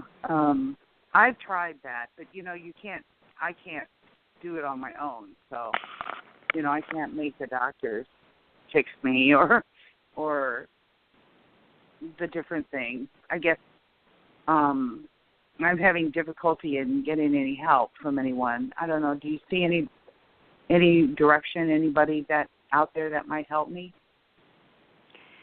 I'm not seeing anyone. It just feels like you just are so, and obviously if you're having problems you would be, but it just feels like you're so stressed out that you can't really focus on anything, and it's kind of like you're grasping at straws, you know what I mean? And yeah, it's hard when you're going through that to trust and to, let go. But really, really, that's, your only recourse. I mean, Spirit is the great physician, and you ask him to give you, or her to give you help and to direct you to the right people that will help you, and it will happen. You just have to really ask and trust. You could hear a conversation where people are talking about, oh my gosh, this magnificent person that took care of the same problem that they did, or maybe something comes up on the radio or something, but just look for signs and just trust, because if you ask, you're guaranteed to receive. That's all there is to it. God said, ask and ye shall receive. You don't ask for, right. And you won't get the wrong answer, so you need to just, I guess maybe that's part of the thing about Moses too, is doing your part, because I really don't have anyone to tell you to go see. I'm not seeing anything wrong with you, so I'm just that you just have to ask Spirit. Sorry. Yeah, no, I have.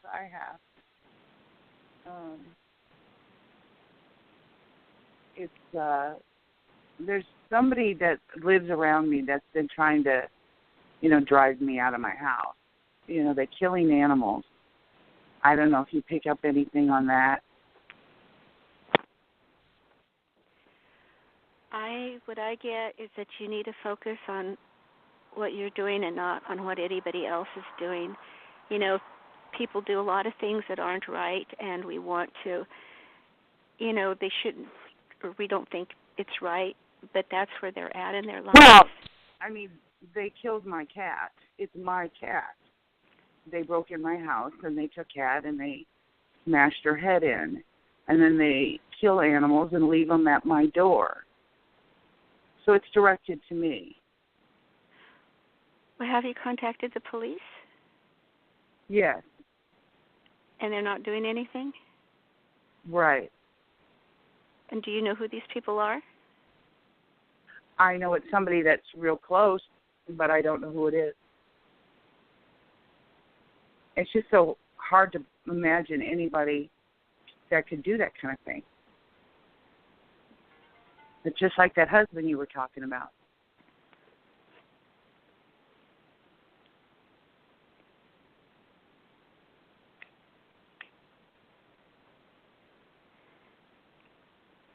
It is hard. It is hard. I don't know what to tell you about that. I'm sorry. Okay, so you don't see who it is? I don't see who it is. Can I ask you a quick question about that case, that woman that talked to you, that you took to the hospital, and you first saw her death? Can I ask you why you didn't tell her what you saw? That might have triggered her to leave? I wasn't supposed to tell her. Oh, really? Huh. Why does God give you those? I mean, that happened to my mom all the time. She was like you. She had the knowing, and she saw things, and in her mind, psychic.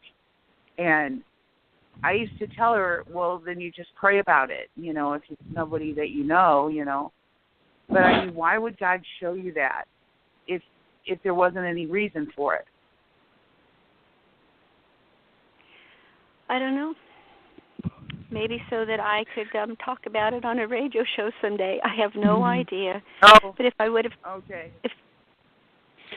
Well, if I could interject, usually Spirit is very clear to deliver or not deliver something that it has in conversation with you. And so I've experienced even like your mouth being sealed to even be able to deliver something you might feel in your human emotion is important and highly emotional, but, you know, Spirit will seal that and say it's not for that person to hear, and they would not receive it in the way that you intend if you should not take our guidance and then try to circumvent that, you know. You know, I did a reading for a lady. I did a reading for a lady, and her husband had passed, and I guess he was pretty abusive to her, but she wanted to know, and he told her several things that she knew that it was him and everything, but she had it, she just wanted closure. She kept asking me if he had been an adulterer, and he had been, and Spirit said that's not for her to know. She has to move on with her life, and that's not going to serve her in any way. So I don't know. I can't question Spirit's motives, but I know. I understand. I just have never, or my mother never got that, that from God, that you're not supposed to tell, although I was counseled on some of the things God was showing me that I wasn't supposed to tell anybody about it. From a human, from my priest, that I wasn't supposed to share that. But I never got that information from God. But I have gotten the information that, what other people do is none of my business. And that included my husband. So I understand what you're saying. Well, Sharon, I thank you for calling in this evening and opening yourself to connecting on the show with Nancy and for listening in this evening. And I wish you best of luck, really okay? Vulnerable. Okay, hon. Thank you. Thank you. Okay. I have to thank the people who allow us to be in their spiritual space. There's a listening audience as well for this show. So the callers are, helping others to learn just as much as the guests are. So thank you for that. I have now Stacy on the line. Stacy, are you hearing us? Yes, I am. How are you this evening? Excellent. We're fine. How are you, Stacy? Yes, I do. How are you, ladies? Yes, I have a question. I just would like something general. Currently, I'm starting to prepare myself to job hunt, and I wanted to see what advice the guides are stating that I should do, because I would love to get my dream job. Currently, I work in a call center. And but I'm just trying to branch back out. I've hired a interview coach, so I'm going to continue sessions with her for maybe the next month, which I think is an excellent idea. So I just wanted to see what my guides are stating, because where I'm at, I'm kind of ready to go, but I don't want to leave until I have a job that has been, that I already have a job. I can't leave one job without a job. So I just wanted to see what my guides are stating. Definitely you shouldn't go until you have another job. And you will find your job, but it's just right now it's just not a good time to just walk out until you have something. Okay. So, I'm not leaving. And it feels like you're going to find your dream job, just the perfect job for you, and it's not going to happen. It's not going to, you're just not going to go find the dream job right away. You're going to step into something, and then it's going to continue to grow from there, and just be perfect for you. Okay, because I was thinking about signing up with some temp agencies as well, which I don't have a problem with. But the thing is this, I don't want to get a temp assignment and then a few months later be out of a job. So do you see something like a temp to perm happening for me? I don't think you should work for a temp agency. Okay, all right. No, I think there's going to be something for you. Just be patient, and I hate that word, but that's okay. I mean, you're being honest. I need to hear it. It's you're going to find something, but just definitely do not leave your job yet until I'm not. You've had the offer, and even after you've had the offer, make sure that things are moving forward. Okay, so I'll just make sure, just double check. I mean, I'll just make sure that everything is ready. Oh, that I'm in the right path. Okay, before I actually leave this job. Yeah. Okay, so you think I'm going to be here for the next few months? I hope no more than 3 months. You know, it looks like around 3 maybe. Okay, I mean, what can I do about it? That's fine. Okay, at least I have a job, so I'm not going to complain, but I am definitely going to start looking. Yeah, that's a good idea. All right.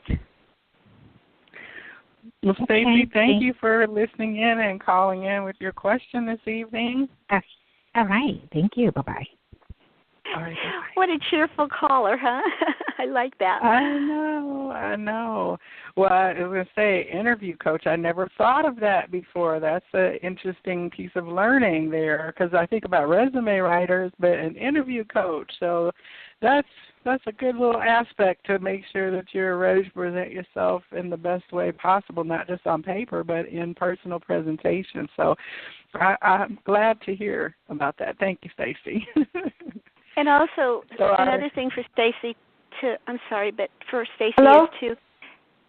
Are you there again? Go ahead. I have on the next caller, but go ahead and finish with Stacy. Oh, I'm sorry. It's just, when you walk into a job, you're interviewing them too. It's not just them interviewing you. And when you walk in with confidence and you know that you have the ability to do it, they're blown away. I mean, because if you walk in and don't think you can do the job, they certainly aren't going to think that you do the job, that you can do the job. So it's just, having that confidence, and remember that, you might not want the job. So you're interviewing them and finding out everything about them, and it doesn't hurt to research the company or whatever before you go in. She's right. Okay, that sounds good. Okay. Okay, thank you. Okay, now, Anne, are you with us? Yes, I am. Hello, Nancy. Hi, Anne. Hi, how are you today? I'm fine, and how are you? I'm doing good, thank you. I have a question. I'm looking for a long-term love relationship, and I'm trying to meet new people and reconnect with people that I know. Do you see things will be moving in that direction and nothing will come out? Anne, I'm sorry, but yes? I am just having a little bit of trouble hearing you. You're looking for a long-term relationship, but you're ending up with people that you know as friends, or? I'm reconnecting with people that I know, and I'm talking to new people. But do you think that things will be moving into that direction, or, in other words, will it happen or it not, or it will not?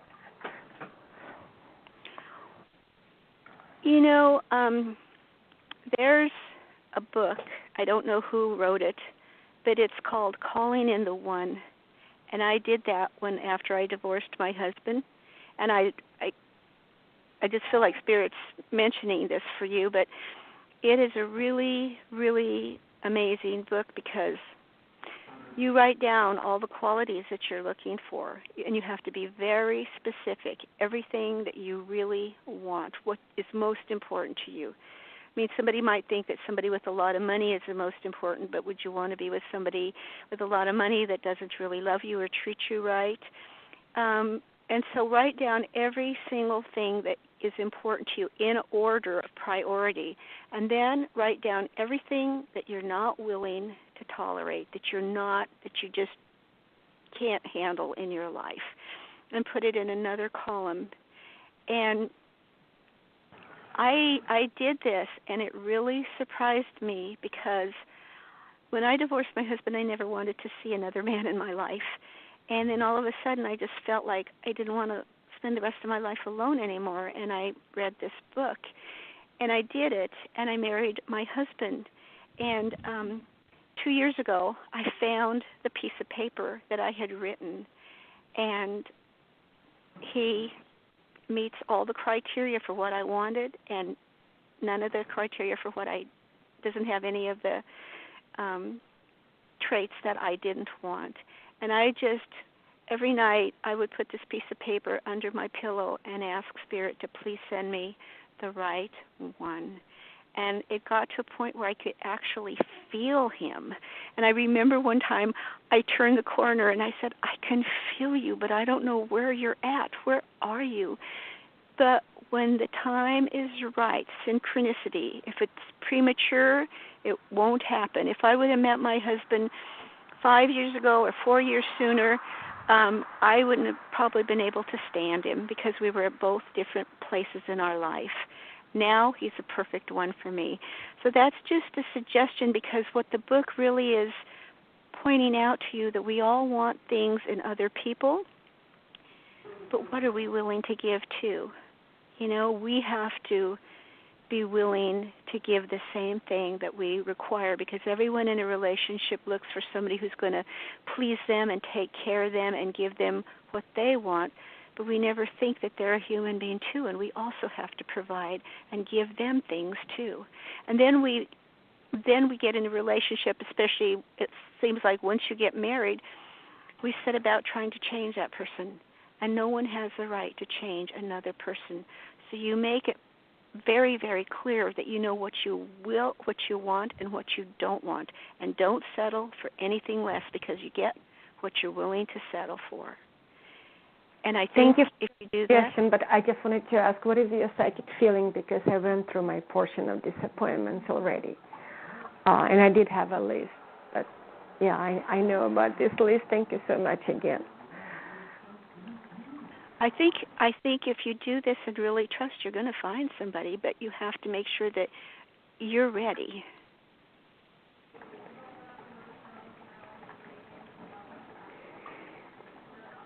So you feel that Okay.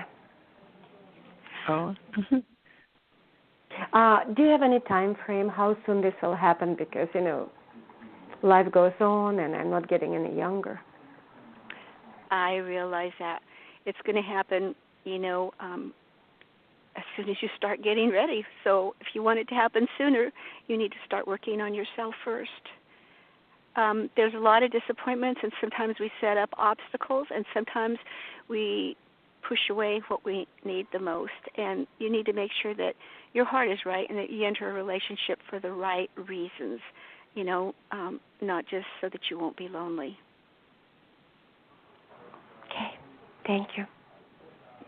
The book that I found the book on Amazon, and it's Calling in the One, 7 Weeks to Attract the Love of Your Life by Catherine Woodward Thomas.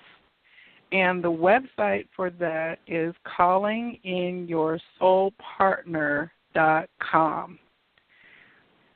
So thank you for coming on the air to ask your question, Anne, and I'm wishing you much luck and success as you're looking for that soulmate relationship to come into your life. So thank you for that. And okay. she's got so much to offer, too. Well, it's very challenging. I mean, our deepest things that we wind up having question about are love. I think that's like the number one question that psychics tend to be asked about is, when will love, what is love? You know, because we all just want so much to, when we're in a place where we want relationship, we want what we want, we're ready for it, or so we feel, you know. And it's very vulnerable then to...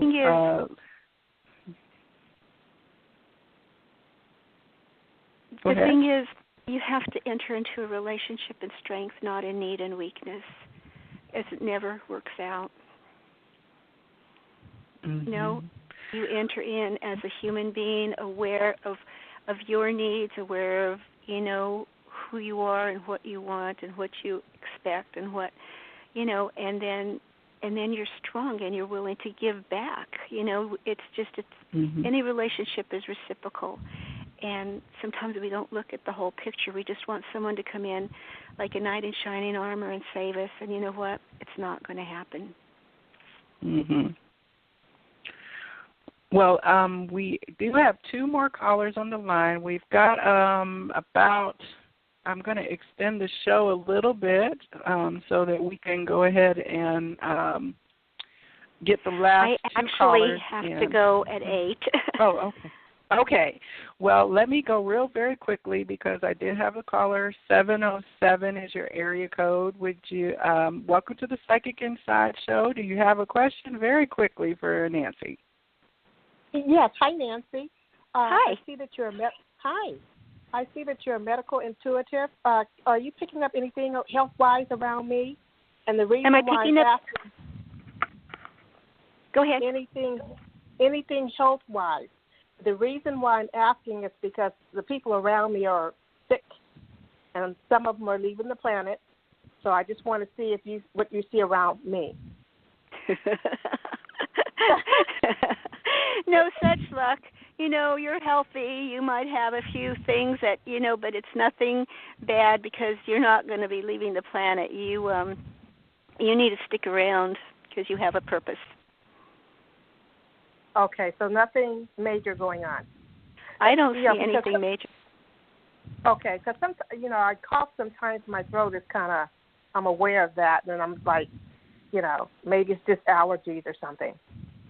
Well, if it concerns you, go check it out. But I'm not picking up anything. I just, you're not going to. Nobody's perfectly healthy all the time. But I don't see anything, malignant or anything with you. And it feels like you have a purpose, and you're going to be around because you've got to fulfill and you want to fulfill your purpose. Yeah, and I want to be around a long time. So just do it. Okay. Well, caller, thank you so much. Very much. Okay, thank you so much. And have a wonderful, healthy evening. Okay. Yay. We have one last question on the air. This is a caller, area code 334. You're on with Nancy Byrne. Hey, thank you for taking my call. Hey, Nancy. Hi. Hey, my name is Shakira, and I just was wondering if you had any messages come through for me on my guides or angels.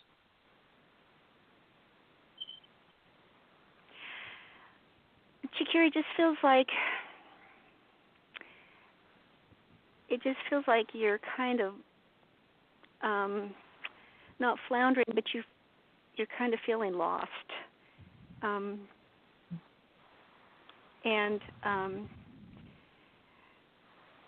or kind of stagnating or something, and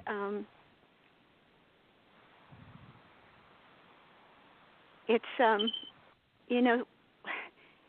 we all want things to be proceeding and happen, and we don't like that feeling of just standing still, but sometimes it's really necessary.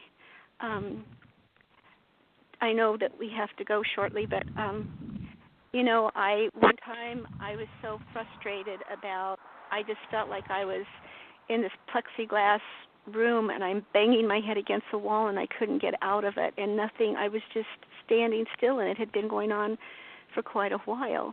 And so I picked out the runes and I got the standing still rune, and so I threw it back in the bag and I messed it all up and turned it around and grabbed it again, and it said standing still. So I emptied all the runes out of the bag and I put them all back in, and I shook it and I grabbed it with my other hand and it said standing still. And I was so frustrated I threw the book across the room and it hit my bookshelf, and another book fell out, and it was Carolyn Mace's book, Sacred Contracts. And it opened up to this page and she's talking about standing still. And she said she had a dream that she was in this little plane, one-man plane, and she was at the airport and she was awaiting takeoff. And the voice from the tower, which she assumed was God, was telling people, giving them flight clearance, and they were all taking off. And she didn't, and she's waiting, and all the other planes had left, and she said, "Hey, what about me? Did you forget about me?" And the voice said, "No, if you take off now, you'll crash. It's not the time." Mm-hmm. So everything happens at the right timing, and if it happens prematurely or too late, if we miss an opportunity, sometimes it won't take. So sometimes we have to stand still. We all have to do that. Mm-hmm. Mm-hmm. Well, Shakira, thank you so much for calling in this evening. We are in the last 30 seconds or so of the show. So, Nancy, thank you, Shakira. Thank you for calling. Thank you. Thank you. Nancy, if for people who wish to get in contact with you, do you provide private readings at this time? I do. I do readings for the American Association of Psychics, and they sponsor me, I guess, and they're I can't believe that they took me into their group, because they only take she only takes one out of every 100 that call in and wants to read for her. So if you go to my webpage, www.choices-nlb.com, you can find everything that I do, most of the shows that I've been on, and the services that I provide, and you can contact me directly. Although I am not probably going to be doing readings for the next month, and I'm going to take a little break, and if you want to send me an email, it's nancy@choices-nlb.com. So again, www.choices-nlb.com. So, and they can also find you on Facebook at that same Choices the Book, correct? Correct. Choice on Facebook. I'm on LinkedIn, and I'm on Twitter. And as you said, the book can be purchased at through Balboa Press, through Barnes & Noble, or through Amazon.com, or directly through me if you want. Well, I highly recommend it for people to read. I definitely enjoyed it, and I've enjoyed talking with you about your story and your lessons of your life and your wisdom this evening. I do want to bring out that you include a quote that we've all heard many times now. I think I first heard it during the movie Akeelah and the Bee. And it says, it's basically our deepest fear is, that not that we are inadequate, that we are powerful beyond measure. It is our light, not our darkness, that frightens us. We ask ourselves, who am I to be brilliant, gorgeous, talented, fabulous? Actually, who are you not to be? You are a child of God. Your playing small does not serve the world. There is nothing enlightened about shrinking so that other people won't feel insecure around you. We are all meant to shine as children do. We were born to make manifest the glory of God that was within us. It is not just in some of us, it's in everyone. And as we let our own light shine, we unconsciously give other people permission to do the same. As we are liberated from our own fear, our presence automatically liberates others. And you include that in your book, and I definitely will say thank you for giving us a nudge down the path of self-knowledge and personal growth, which is one of the stated things that you have in your book, and for showing us, how to live in making choices in an empowered way with Spirit as your companion in that. So thank you so much, Nancy. Did you have any parting? Thank you so much for sharing that on your show. I just really appreciate that you shared that verse by Marianne Williamson, and it's really, thank you. And I really appreciate being on your show. And I just, if there's just one thing that I want to leave you with, to thine own self, always be true. Always be true. Mm-hmm. And thank you all for listening in. Thank you so much. I will definitely be sharing the rebroadcast of this. I thank you all for joining us. This has been the Psychic Inside Show, and I wish for you all the blessings that you can possibly hold to overflowing in the next week until we gather again. Namaste.